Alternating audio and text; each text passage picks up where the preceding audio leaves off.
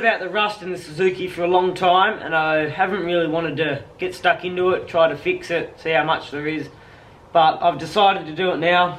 It's everywhere, really. So the rust in the back of the Suzuki I've known about for quite a long time. This rust in the door I haven't been game enough to kind of dig into, but I've stripped the whole back end down. I've taken all my bumpers off. I've stripped the interior, taken all my drawers out, and I've found all nice big rust holes down in the guards.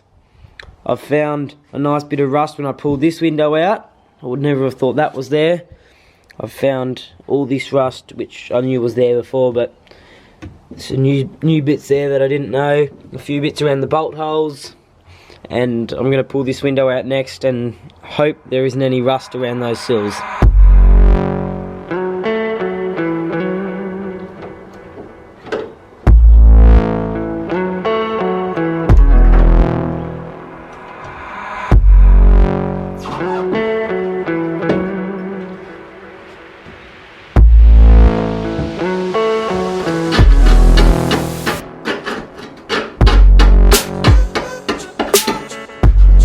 So we've always had a few problems with this window because there's a bit of rust bubbling there, but rust bubbling up there, and the other window is pretty much the same, so it's not much different. But I'm going to scrape these bits of rust away and see what they're like. Well, what I just found out, not much to do with the back, but there's always been a kind of like a rattling going on inside the engine bay of the Suzuki, and the other day I worked out that it was the engine mount, but I never actually like pulled on it or see what happens. I just stuck a rod to it and listened.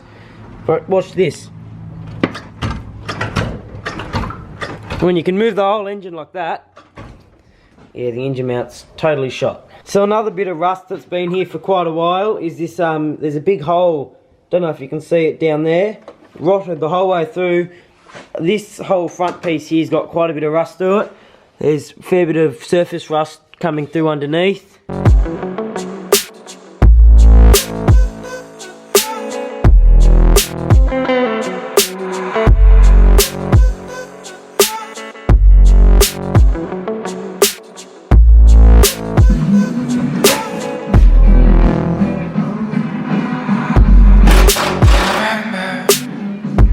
Now it'll be a little trickier than I thought because there's a few more screws in the back.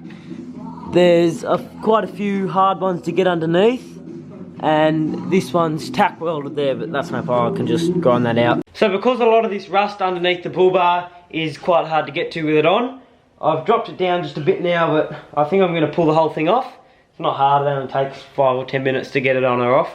So I'm going to pull the bull bar off, and then everything will be easy to get to and work on.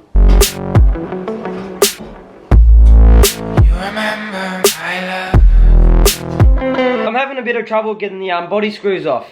So I've got a propane bottle here with the burner in the car, so that should give me a little bit more hope of getting some of the screws and bolts out.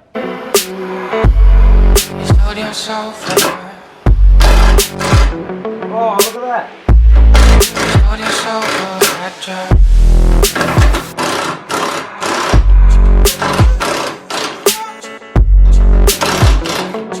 How good is that?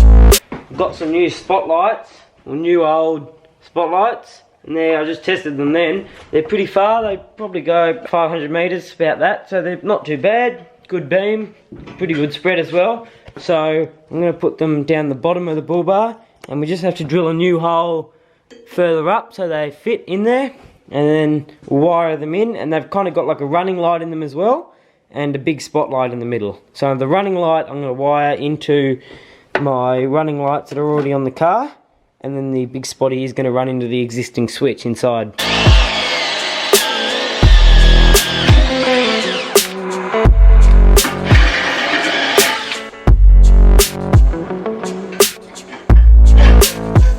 Fits through there perfectly.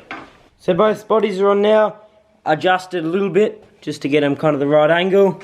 Pretty right. Don't stick out too far, not too far out the front, so they're still protected.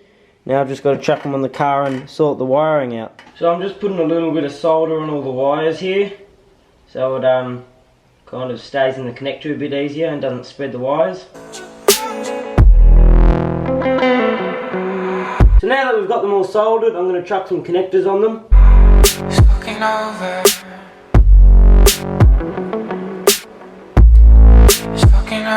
So we just got to test fit it all because we don't want to have all the wires too short or too long.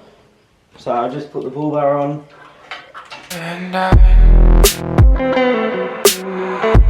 So I've got this trick little connector here, and you just put your wires in the little kind of like slots in the steel bit here. If I can push it back in. Get them into the little slots, and then you close this latch over and it'll cut into each wire and put the power through whatever wire you want into your accessory. So that took actually quite a bit of effort to do. A lot harder than I thought it would be, but it did save a lot of effort instead of putting connectors on and doing all that sort of stuff. So that about does it for this week. It was a bit all over the shop because some things in the Suzuki I couldn't get done, but we ended up putting new spotties on, wiring all those up. And next job I've got to do is sort all the rust out in the back and possibly the rust out in the front. So cheers for watching.